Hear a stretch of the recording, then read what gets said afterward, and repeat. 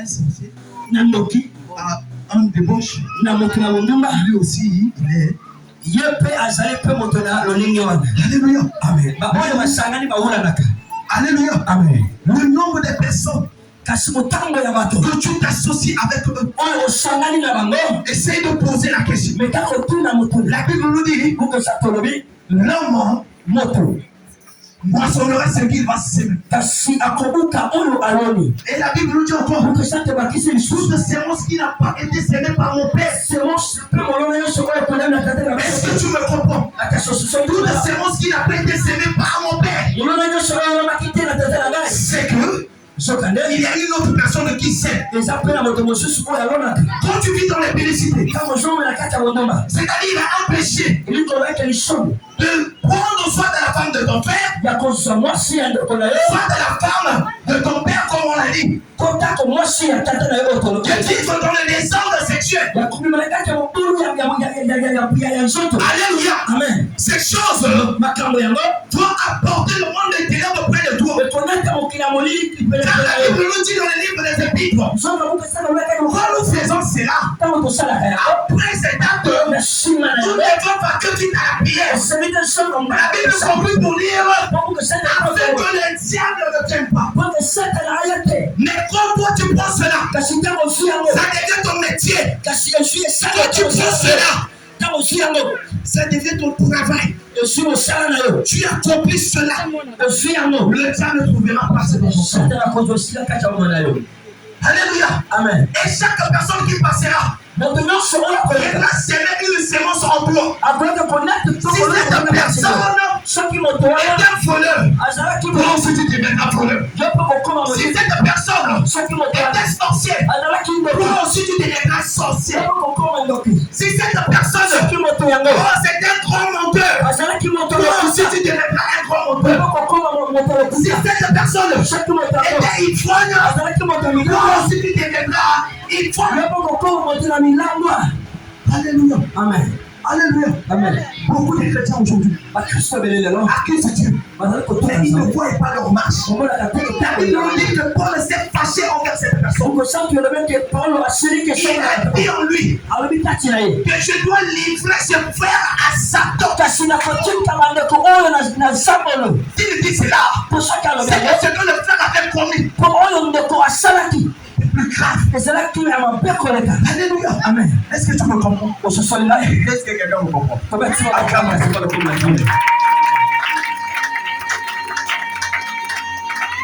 Paul a dit cela parce qu'il sait qu'un mauvais fruit dans les bons fruits, ça détruit les autres. Alléluia. Amen. Alléluia. Amen. Oui, il a dit on doit livrer ce frère. On doit livrer ce frère à Satan.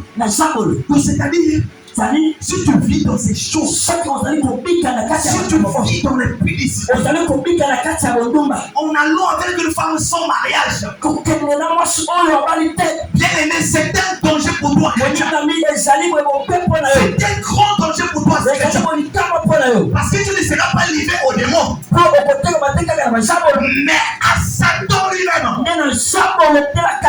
Alléluia. Amen. Alléluia. Amen. Sors dans ces choses afin de voir la gloire de Dieu. Toi aussi tu te dis, moi je prie beaucoup Dieu afin que Dieu m'accorde la grâce de porter un enfant. Mais tu oublies une chose. Pendant que tu étais en grossesse, pendant que tu étais en état de grossesse, tu étais parti coucher avec un homme qui n'était pas ton homme. Alléluia. Amen. Alléluia. Amen. Alléluia. Et c'est là que tu compliques aujourd'hui. Tu commences à accuser Dieu. Essaye de tout le retourner et de régler. Alléluia. Amen. Alléluia. Amen. À cause de la faim, tu t'es livré à n'importe qui, à toute personne qui s'approche de toi. Tu ne regardes même pas l'apparence, tu ne regardes pas la beauté, tu ne regardes pas la taille, et tu regardes sa poche.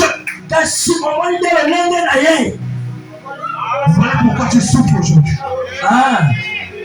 Alléluia. Amen. C'est pourquoi tu souffres aujourd'hui.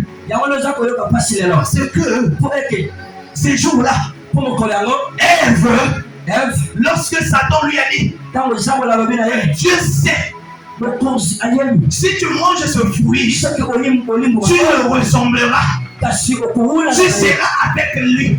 Ève n'a pas vu la femme, mais il a vu, tu ressembleras.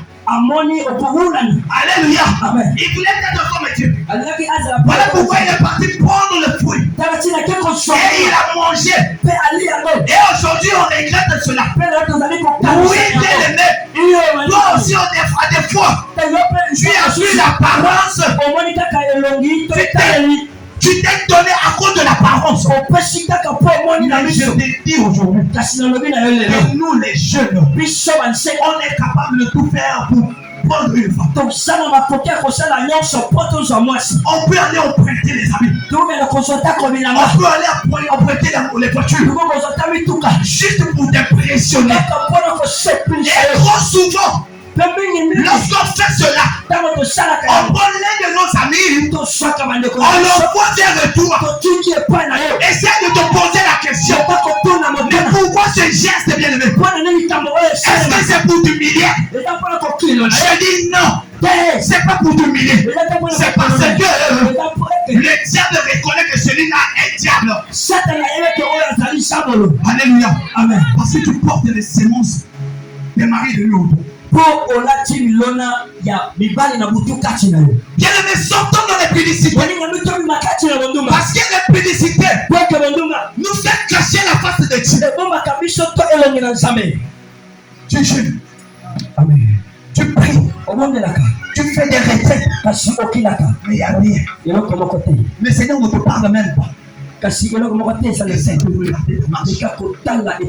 ta marche envers le Dieu est bien? Alléluia. Amen. Peut-être que tu pensais qu'en faisant cela, je vais manquer de rien. En faisant cela, je serai à l'aise. Mais je te dis, un homme qui te donne une somme d'argent est différent de celui qui te donne le travail. Parce que celui qui te donne l'argent aimera que demain tu reviennes. Le soublier, essuyer ses pieds, faire la vaisselle de sa maison, t'humilier pour pouvoir te donner quelque chose. Oh, celui qui te donne le travail, c'est celui qui te donne l'indépendance. Amen. L'explicité n'est pas un métier. Mais c'est un désir charnel. La Bible nous dit que la chair a des désirs contraires à ceux de l'esprit. Et les deux sont opposés. Afin que tu ne puisses pas faire tes propres désirs. Si tu marches dans l'esprit, tu es esprit. Si tu marches dans la chair, tu es dans la chair. Mais si tu te dis, oh, cela me rend la joie, me donne la joie de demeurer dans les publicités. Je vais te dire encore une chose décevante. La Bible nous dit, jeune, réjouis-toi dans ta jeunesse, mais sache qu'un jour, il y a un jugement. Et le Seigneur dit, ni les impudiques n'hériteront point le royaume des cieux. Est-ce que quelqu'un me comprend? Est-ce que quelqu'un me comprend? Si tu me comprends, acclame pour Dieu.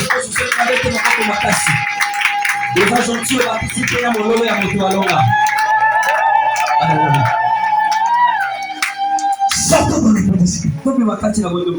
Sortons dans les publicités. Répondons-nous. Changeons notre façon de voir les choses. Parce que en faisant cela, la gloire de Dieu viendra dans notre vie. Paul s'est allé encore. Il a parlé sur l'orgueil. Il a dit, vous êtes enflés d'orgueil. Là, il parle à ceux qui dirigent. Là, il parle aux responsables. Quand les responsables voient une telle action, au lieu de blâmer, ils ferment la bouche. Parce qu'ils savent que ce frère est au gradé.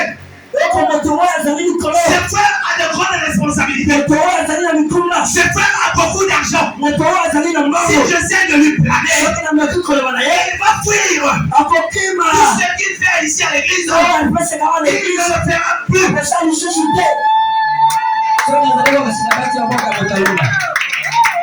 Alléluia. Alléluia. Amen. C'est l'orgueil. J'ai pris notre ici. On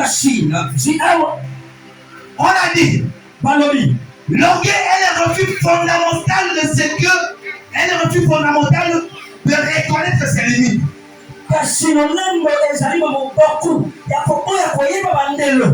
Et en particulier de reconnaître ce que l'on doit à Dieu et aux autres. Alléluia. Est-ce que tu as compris cela? Oui, l'orgueil. La Bible nous dit, Dieu lui résiste aux orgueilleux. Mais il fait toi aux humbles. Moi dirigeant. Si je prends l'orgueil et je mets sur moi, tous les enfants qui sont derrière moi ne vont pas bénéficier de la grâce de Dieu. Ne vont pas bénéficier de la merveille de Dieu. La paix bonheur bien-aimé. La paix bonheur. La Bible nous dit, on doit respecter celui qui nous dirige. Car c'est Dieu qui nous aide. Donc c'est-à-dire, s'il y a quelque chose qui veut arriver, passera par ce dirigeant. Si elle a l'élection, ça sera par ce dirigeant. Si elle a l'élévation, ça sera par ce dirigeant. Mais si moi, je marche hormis la parole de Dieu, je ne peux pas recevoir ces choses. Pourquoi?